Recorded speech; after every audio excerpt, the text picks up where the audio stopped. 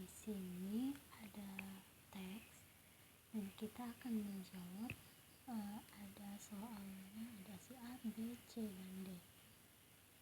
Jadi di soal pertama kita akan menjawab 4 soal, 4 pertanyaan. Berdasarkan teks ini dengan pertanyaan yang A itu, tentukan mana yang berperan sebagai anoda dan katoda. Kita jawab, kita harus tahu. Jadi kita harus tahu di mana anoda itu yaitu mengalami oksidasi atau melepas elektron. Sedangkan katoda karena dia mengalami reduksi, menerima elektron dan mengendap di permukaan tembaga. Jadi kita bisa tentukan di sini mana yang anoda dan katodanya berdasarkan teks.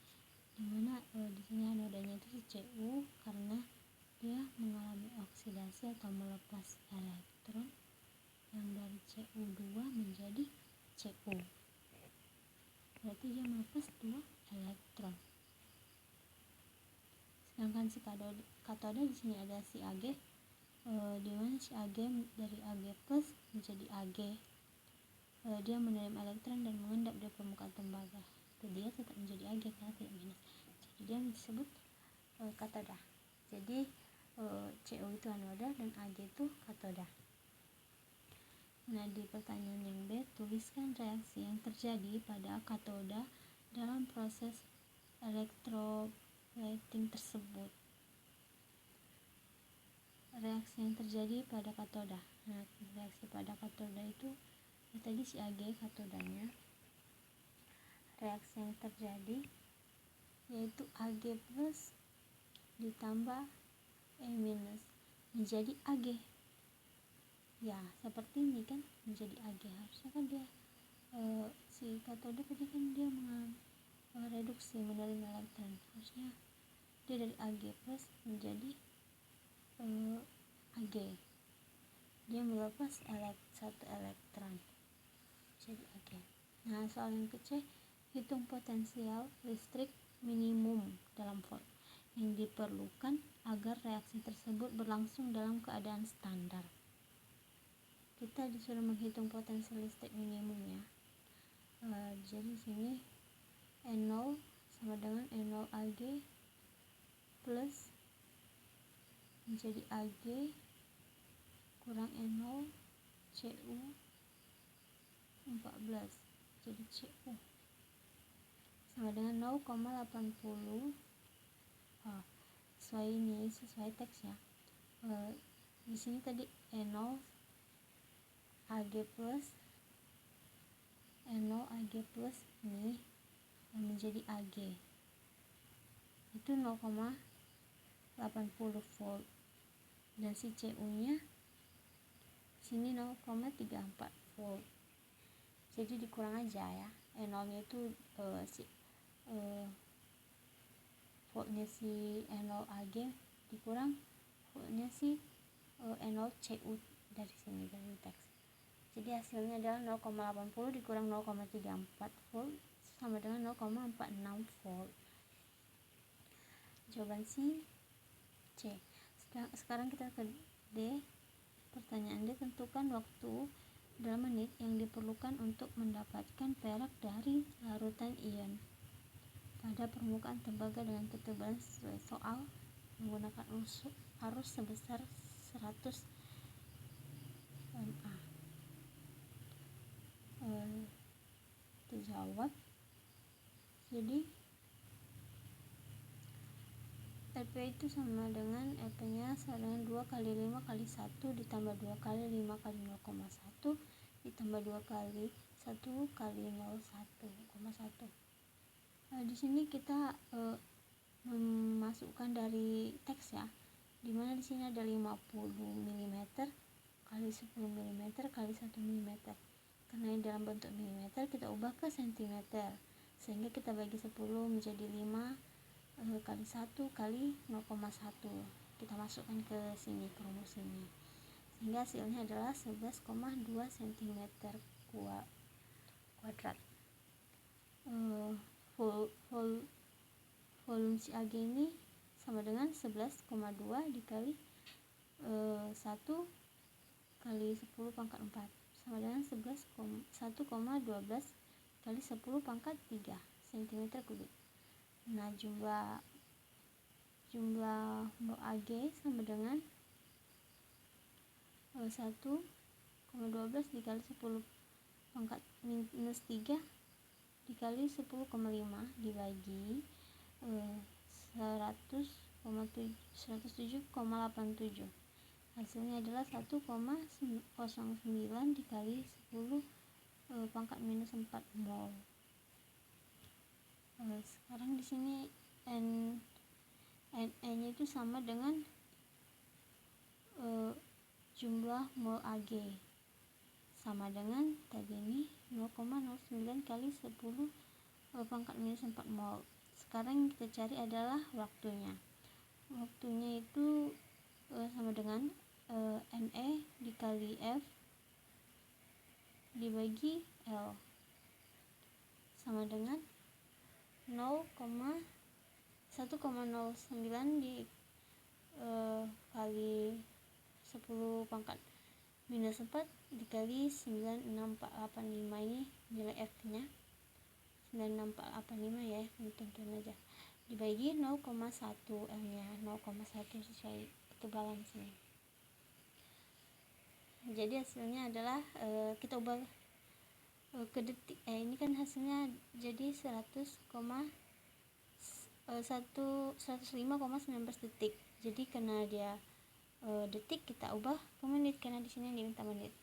Jadi kita kalikan sama 60 ya. Jadi waktunya itu menjadi 1,75 menit. Pokoknya ini diubah ke detik. Mungkin dikali 60 kali 60. Kita lanjutkan soal berikutnya. Logam magnesium dapat diperoleh melalui elektrolisis lehan MgCl2 dengan menggunakan elektroda inert. Jika efisiensi arus pada proses ini adalah 96%, tentukan massa Mg yang akan terbentuk jika dialirkan arus sebesar 1000 ampere selama 24 jam. Magnesium. Di sini yang ditanya adalah massa Mg yang terbentuk ya jika arus sebesar. Jadi MgCl2 di sini, MgCl2 itu bereaksi menjadi Mg2 plus tambah 2Cl direaksikan. Jadi katodanya itu yang melepas Mg2 plus tambah 2 minus, anodanya 2Cl minus menjadi Cl. Nah, ini tadi katodanya Mg2 plus tambah Ce minus menjadi Mg ya, katoda. Anodanya 2Cl minus menjadi Cl2 tambah 2E elektron. Nah, sekarang kita cari W nya. W sama dengan AR bagi valve valensinya dikali Van Hoff nya I kali T waktunya dibagi 9650. Ini adalah 96%, sama dengan 24. AR nya si Ag ini kita lihat di tabel periodik ada 24 dan elektron valensinya 2, jadi 24 dibagi 2 dikali 96 per 100. 96% ya, 96 per 100 dikali 1000 ini 1000 ampere dikali 24 jam dikali 3600 dibagi 96.500. Jadi hasilnya kita cari semua itu akan menjadi 10,314,28 gram. Segitu hasilnya. Lanjut soal di bawah. Suatu alloy terdiri dari besi 54,7%, nikel 45,0% dan mangan 0,3%. Diketahui memiliki massa jenis 8,17 gram cm3. Tentukan jumlah atom besi yang terdapat di dalam batang alloy tersebut dalam ukuran 10 cm x 20 cm x 15 cm. Nah, di sini yang ditanya jumlah atom besi. Kita cari dulu voltnya sama dengan volume sama dengan 10 kali 20 kali 15 tadi sama dengan 3000 cm3. Massa A sama dengan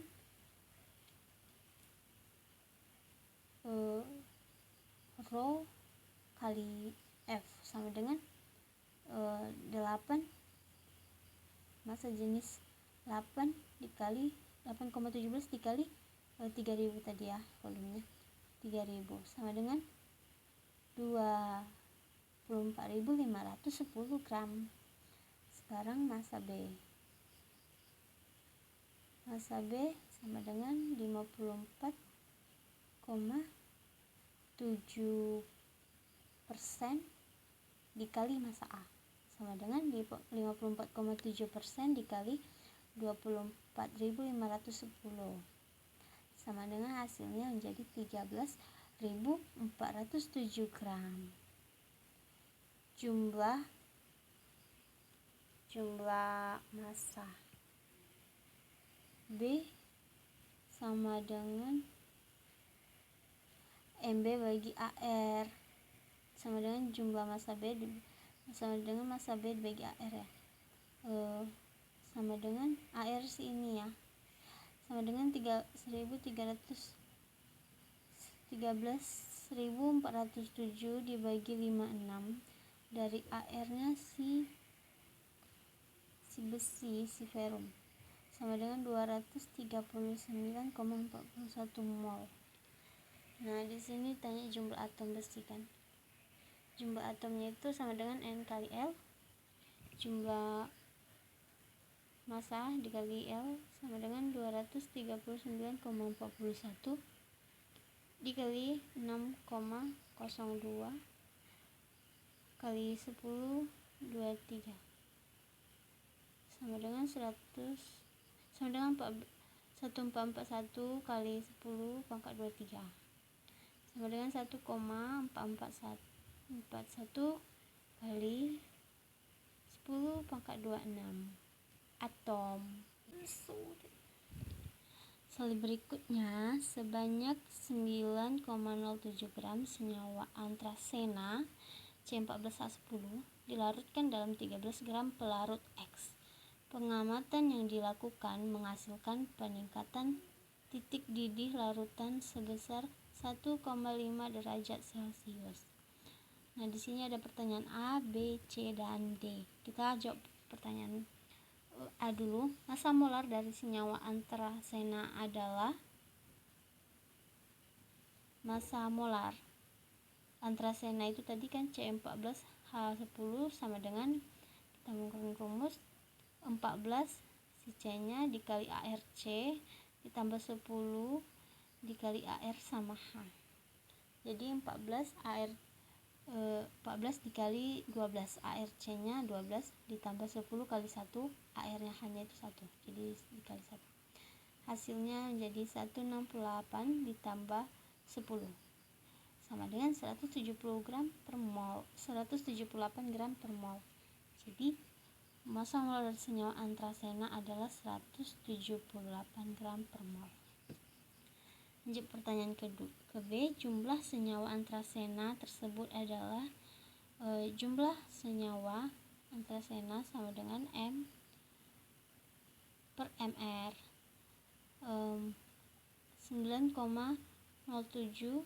dibagi 178. Massa molarnya tadi kita dapat 178, sedangkan di sini tadi massanya senyawanya sebanyak 9,7 gram. Jadi hasilnya yaitu 0,051 mol. Jadi jumlah senyawa antrasena adalah 0,051 mol. Lanjut pertanyaan C, molalitas larutan tersebut adalah molalitas. Molalitas sama dengan N per M sama dengan N. Molnya tadi kita dapat segini ya, 0,051 dibagi 130 bagi 1000 sama dengan 51 per 130. Kita sederhanakan tadi. Jadi ini dibagi sini, jadi hasilnya adalah 0,392 M. Jadi molalitas larutannya adalah 0,392 M mol molalitas. Sedang pertanyaan D, nilai tetapan kenaikan titik didih dari pelarut X adalah nilai tetapan. Jadi rumusnya kita pakai delta TB sama dengan peningkatan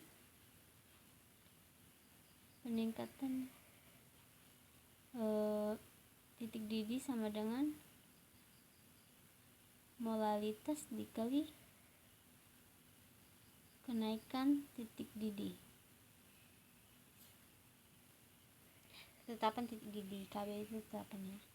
Jadi tetapannya di sini kita ada 1,5 berdasarkan soal peningkatannya. Peningkatan titik didihnya itu 1,5 derajat Celcius dan molalitasnya tadi kita dapat 0,392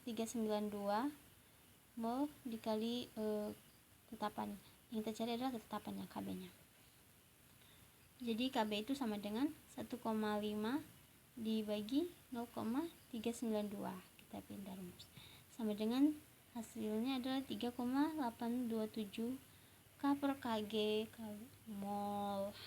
Jadi tetapan kenaikan titik didihnya itu 3,827. Kita lanjutkan. Larutan sukrosa akan digunakan untuk mengisolasi suatu sel yang mengandung zat terlarut utama KCl 0,1 mol dan NaCl 0,08 mol. Agar proses isolasi berhasil dilakukan, larutan sukrosa yang digunakan harus bersifat isotonik dengan larutan di dalam sel. Asumsi, kita bisa mengonsumsi NaCl dan KCl terionisasi sempurna. Konsentrasi molar sukrosa yang digunakan untuk mengisolasi sel tersebut pada temperatur 30 derajat Celcius adalah, kita dari teks ini kita KCl bereaksi menjadi K plus tambah Cl minus, sedangkan NaCl bereaksi menjadi Na plus tambah Cl minus. Kita cari von Hoff-nya. Si Cl ini von Hoff-nya sama dengan kita menggunakan rumus 1 ditambah N kurang 1 kali alfa. Jadi 1 ditambah di sini ionisasinya ada 2 plus sama, jadi 2 dikurang 1, alfanya nggak ada, jadi kita buat 1 sama dengan 1 ditambah 1 dikali 1 sama dengan 1 tambah 1 sama dengan 2. Itu dengan NaCl kita menggunakan rumus yang sama, jadi von Hoff-nya itu 1 tambah 2, karena di sini ada 2 ionisasinya, jadi kurang 1 dikali 1 karena tidak ada sama dengan 2, hasilnya 2 sama. Jadi tekanan osmosis MkCl dikali R kali T kali I tambah MnACl kali R kali T kali I. Jadi ini kan sama, jadi kita jadi satu aja, terus ini kita kurung menjadi R kali T kali I MkCl tambah MnACl dikalinya. Nah sekarang R nya itu kita menggunakan gas ideal 0,082 dikali waktunya itu suhunya itu ruang 273 ditambah 30 oh iya, ditambah sama temperatur di teks ya, 30 derajat Celcius, dikali 2, kontaknya tadi 2, sama dengan dikali lagi 0,1 tambah 0,08 yang ada di teks ya, si KCl itu 0,1 dan si NaCl 0,08. Nah jadi tekanannya kita dapat 0,082 dikali 2 93 dikali 2 dikali 0,18, hasilnya akan menjadi 8,64936 molar. Tekanan sukrosa yang ditanya adalah konsentrasi molor sukrosa sama dengan M kali R kali T. Jadi tadi kita dapat di sini 8,64936 sama dengan kita belum tahu M-nya dikali 0,082, R-nya kita menggunakan suhu ruang, dikali R-nya kita menggunakan gas ideal, T-nya kita menggunakan suhu ruang yaitu 293 Kelvin. Jadi M-nya sama dengan kita pendaruas 8,64936 dibagi 0,082 dikali 293 sama dengan 0,36 M. Jadi konsentrasi molor sukrosa yang digunakan untuk mengisolasi sel tersebut temperatur 30 derajat Celcius adalah 0,36 mol. Oke, terima kasih. Ini adalah soal prediksi untuk tahun 2025.